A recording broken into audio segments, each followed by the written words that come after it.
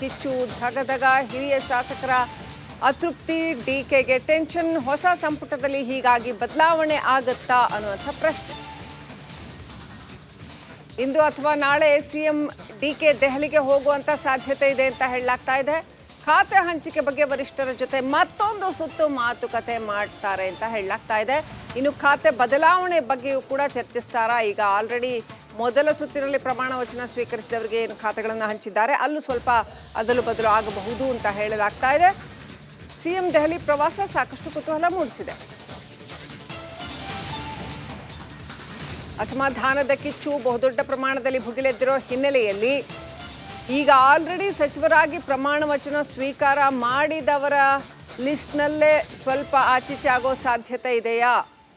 ಪ್ರಮಾಣ ವಚನ ಸ್ವೀಕಾರ ಮಾಡಿದವರುಗಳಲ್ಲೂ ಕೂಡ ಒಂದೆರಡು ಅದಲು ಬದಲು ಆಗೋ ಸಾಧ್ಯತೆಗಳಿದೆಯಾ, ಒಂದೆರಡು ಸೀಟು ಅನ್ನುವಂಥ ಪ್ರಶ್ನೆ. ಒಂದು ಕಡೆ ಎಂ ಕೃಷ್ಣಪ್ಪ, ವಿಜಯನಗರ ಶಾಸಕ ಎಂ ಕೃಷ್ಣಪ್ಪ ಸಾಕಷ್ಟು ಅಸಮಾಧಾನಗೊಂಡಿರ್ತಕ್ಕಂಥದ್ದು. ಅವರನ್ನು ಸಮಾಧಾನಗೊಳಿಸೋದಕ್ಕೆ ಮುಖ್ಯಮಂತ್ರಿ ಆದಿಯಾಗಿ ಕಾಂಗ್ರೆಸ್ನ ಎಲ್ಲ ನಾಯಕರು ಹರಸಾಹಸ ಪಡ್ತಾ ಇರುವಂಥದ್ದು. ಸ್ಥಳೀಯ ಸಂಸ್ಥೆಗಳ ಚುನಾವಣೆ ಕೂಡ ಇದೆ ಬೆಂಗಳೂರಲ್ಲಿ, ಅದನ್ನು ಕೂಡ ಎದುರಿಸಬೇಕಾಗತ್ತೆ ಮುಂದೆ. ಹಾಗಾಗಿ ಅನೇಕ ಕಾರಣಗಳಿಗಾಗಿ ಎಂ ಕೃಷ್ಣಪ್ಪ ಅವರು ಕಾಂಗ್ರೆಸ್ಗೆ ಅನಿವಾರ್ಯ ಆಗಿದ್ದಾರಾ ಅನ್ನುವಂಥ ಪ್ರಶ್ನೆ. ಜೊತೆಗೆ ಇನ್ನೂ ಅನೇಕರು ಸಿದ್ದರಾಮಯ್ಯ ಬಳಗದಲ್ಲಿ ಇರ್ತಕ್ಕಂಥ ಇನ್ನೂ ಅನೇಕರಿಗೆ ಈ ಸಚಿವಗಿರಿ ಸಿಕ್ಕಿಲ್ಲ ಅನ್ನೋ ಬಹುದೊಡ್ಡ ಅಸಮಾಧಾನ ಇದೆ ಅಂತ ಹೇಳಲಾಗ್ತಾ ಇದೆ. ಅದು ಮುಂದಿನ ದಿನಗಳಲ್ಲಿ ಪಕ್ಷಕ್ಕೆ ತೊಂದರೆ ಉಂಟು ಮಾಡದ ಹಾಗೆ ಈಗ ಅದನ್ನು ನಿಭಾಯಿಸಲೇಬೇಕಾದ ಅನಿವಾರ್ಯತೆ ಮುಖ್ಯಮಂತ್ರಿಗಳಿಗಿದೆಯಾ?